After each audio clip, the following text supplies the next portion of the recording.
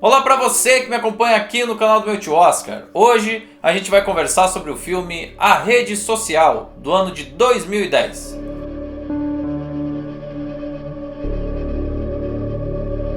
Hoje em dia parece indiscutível a influência que as redes sociais exercem nas nossas vidas. Muitos inclusive acham que o mundo já nasceu dessa forma, que todos nós já nascemos com essas tecnologias à nossa disposição. Isso pode até ser verdade para uma geração mais jovem, mas não era essa a realidade lá atrás, há coisa de 15, 20 anos atrás. Até que um grupo de malucos resolveu desenvolver essas novas formas de interação entre as pessoas e colocar em prática os seus projetos. A Rede Social é justamente o filme que discorre sobre a criação de um dos maiores colossos da atualidade, a rede social Facebook.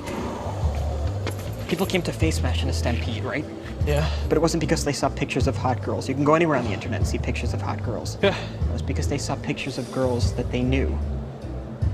People want to go on the internet and check out their friends, so why not build a website that offers that? Friends, pictures, profiles, whatever you can visit, browse around. Maybe it's someone you just met at a party. You would have to know the people on the site to get past your own page, like getting punched. Well, that's good. Eduardo, it's like a final club, except we're the president.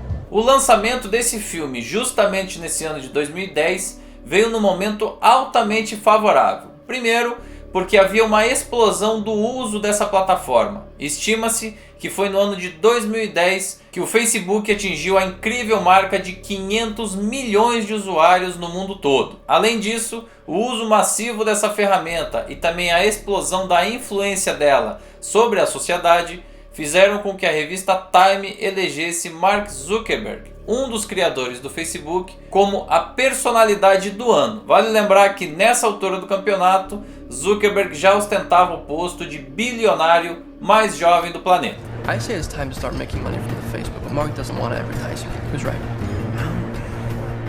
Neither of you yet. The Facebook is cool, that's what it's got going for it. Yeah. You don't want to ruin it with ads because ads aren't cool. Exactly.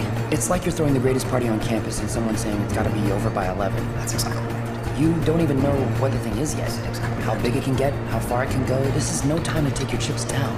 $1 million isn't cool. You know what's cool? You?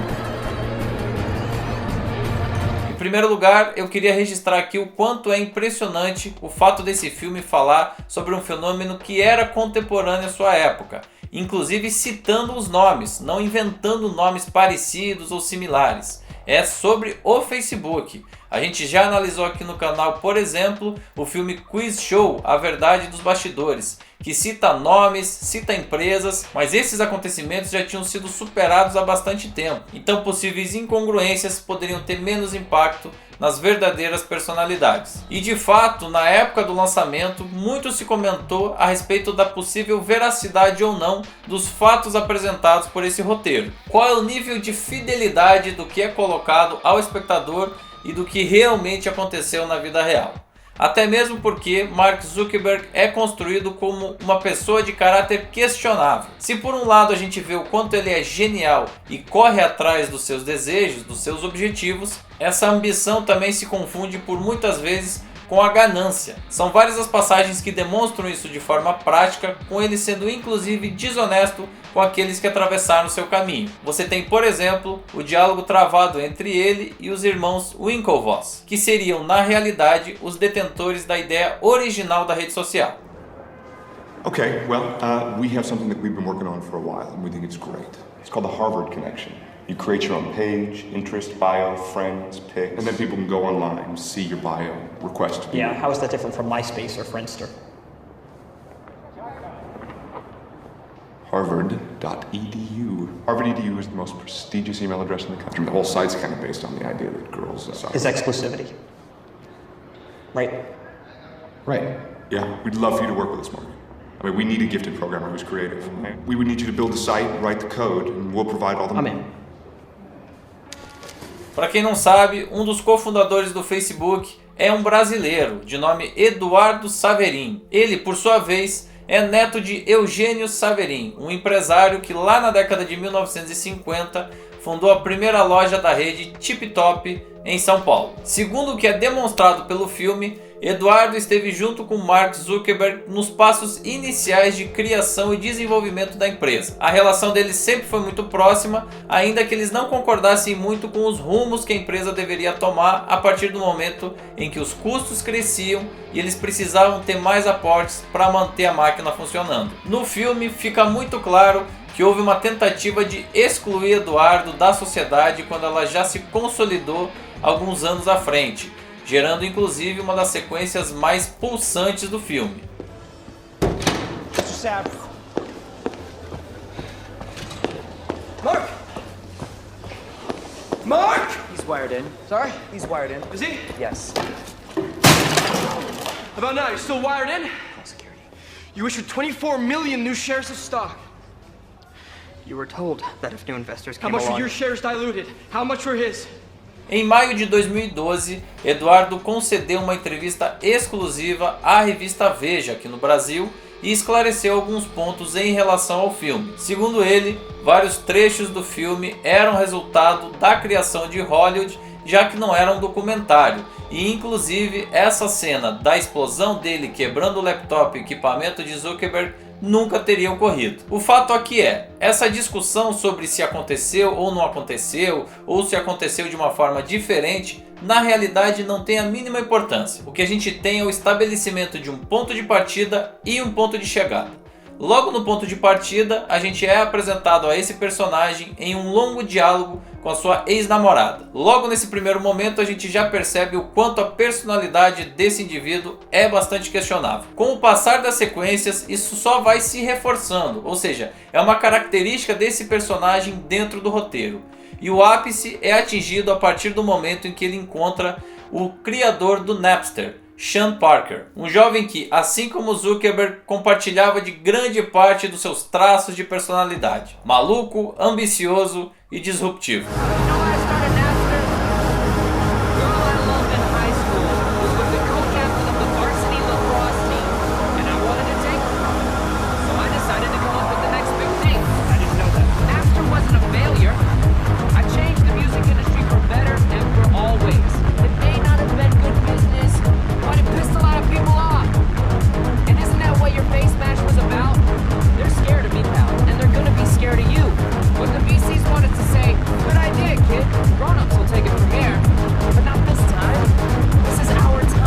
Nesse sentido, o filme é um excelente retrato da chamada geração Millennials, que são aqueles jovens nascidos entre o final da década de 1970 e o início da década de 1990. Mark Zuckerberg, assim como Sean Parker, nesse filme, são o retrato dessa nova geração que não se contenta mais com os modelos criados e estabelecidos pelas gerações anteriores. Os modelos de trabalho e de comportamento que eram regra quando eles nasceram. Eles então desafiam essas antigas convenções de uma forma inquieta e muitas vezes até inconsequente. Mas como sonhadores, qualificados e destemidos, esses jovens seguem em frente até atingirem o seu objetivo final. Então esses pequenos detalhes de comportamento não são realmente importantes para o que o filme quer dizer. Se houve realmente ou não uma cena do Eduardo com Mark Zuckerberg, isso não está em xeque. Porque a questão do filme é a evolução da linha do personagem. E daquele diálogo inicial dele com a ex-namorada, ele consegue chegar ao ponto máximo, que é ser o fundador de uma rede social disruptiva para toda a sociedade internacional. Bem ou mal, é o triunfo de um indivíduo que representa uma geração de inquietos. O filme foi dirigido por ninguém menos do que David Fincher, que tem em seu currículo alguns títulos que eu gosto muito, como por exemplo Seven, do ano de 1994, Clube da Luta, de 1999 e Zodíaco, de 2007. Na minha opinião, um dos maiores méritos dele nesse trabalho foi conseguir dar dinamismo para uma história que se passa quase toda em interiores. A gente não tem aqui os nossos personagens dirigindo, atravessando fronteiras, pegando aviões, ou se isso acontece nunca é mostrado, porque a verdadeira ação está sempre dentro de quartos de faculdade, escritórios, mesas de conciliação judicial e residências particulares. Isso inevitavelmente poderia gerar uma pobreza narrativa não fosse a condução firme desse diretor. E eu pessoalmente considero o filme dinâmico graças também à montagem muito bem feita. entrecortada principalmente entre os momentos da história e as tentativas de conciliação ali em frente aos advogados. Se você prestar atenção, inclusive, o nosso personagem protagonista está sempre em conflito com alguém. A linha narrativa desse roteiro é construída a partir da mediação desses conflitos, da tentativa de conciliação ou não com esses entes. É a ex-namorada, são os donos da ideia original, é o cofundador e assim por diante. Nesse ponto, eu acho perfeita inclusive a jogada de marketing que foi utilizada na construção do cartaz original desse filme, que dizia o seguinte, abre aspas, você não consegue 500 milhões de amigos sem fazer alguns inimigos. Fecha aspas. You're not an asshole, Mark. You're just trying so hard to be.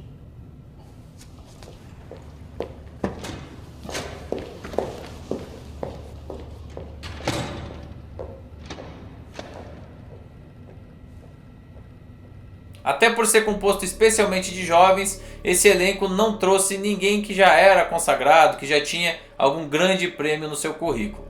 A gente tem interpretando Mark Zuckerberg, Jesse Eisenberg, que introjeta os objetivos do protagonista e acaba ditando o ritmo de todo o filme. Da metade para o final, ele passa a ter a companhia de Justin Timberlake, que representa o fundador do Napster, o Sean Parker. Timberlake com certeza era o astro mais conhecido aí desse elenco, e eu acho que está muito competente aí no seu próprio papel. Convenhamos que não deve ter sido muito complexo interpretar alguém que é um popstar dentro do seu meio, mas de qualquer forma está muito bem representado. Andrew Garfield interpreta o brasileiro Eduardo, no que eu considero o papel mais desafiador de todos, já que ele tem alguns momentos de variação psicológica muito maior do que os outros dois, e nesse sentido ele consegue segurar muito bem essa responsabilidade. E eu ainda queria citar aqui a participação do ator Armie Hammer, que mais recentemente brilhou aí no filme Me Chame Pelo Seu Nome, e que aqui, curiosamente, interpreta dois papéis, justamente o dos irmãos gêmeos. Você percebe o quanto a tecnologia de efeitos visuais evoluiu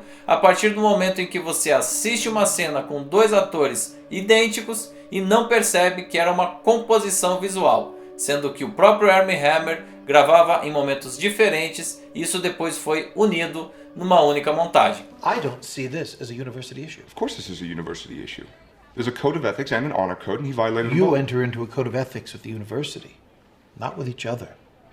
I'm sorry, President Summers, but what you just said makes no sense to me at all. I'm devastated by that. What my brother means is, if Mark Zuckerberg walked into our dorm room and stole our computer, that would be a university I issue. really don't know. This office doesn't handle petty larceny. This isn't petty larceny. This idea is potentially worth millions of dollars. Millions? Yes. You might just be letting your imaginations run away with you. A Rede Social foi um dos filmes que mais perto chegaram do prêmio principal da Academia naquele ano de 2010.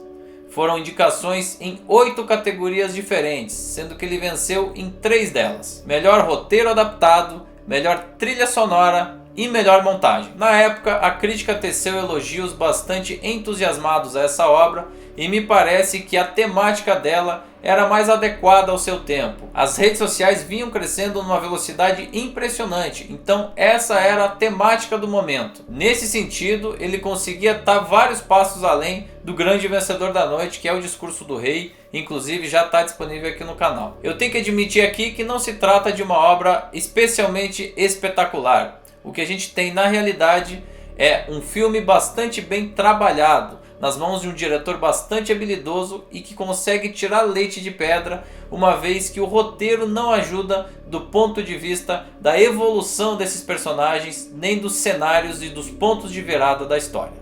De qualquer forma, é um dos filmes mais empolgantes dessa lista e está bastante afinado com seu tempo. Assista e comprove. Mackie. Yes, sir. Refresh.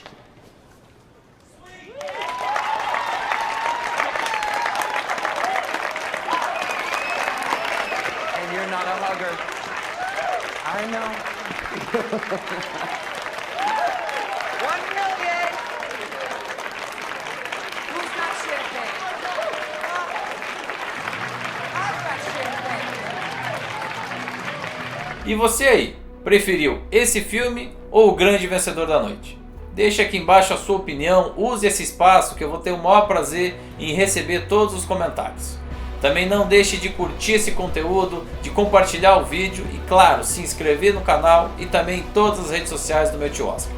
A gente segue nessa maratona dos filmes indicados pela Academia no ano de 2010 e o nosso próximo título vai ser Cisne Negro, que traz Natalie Portman como a atriz protagonista. Filmaço, e eu te espero aqui.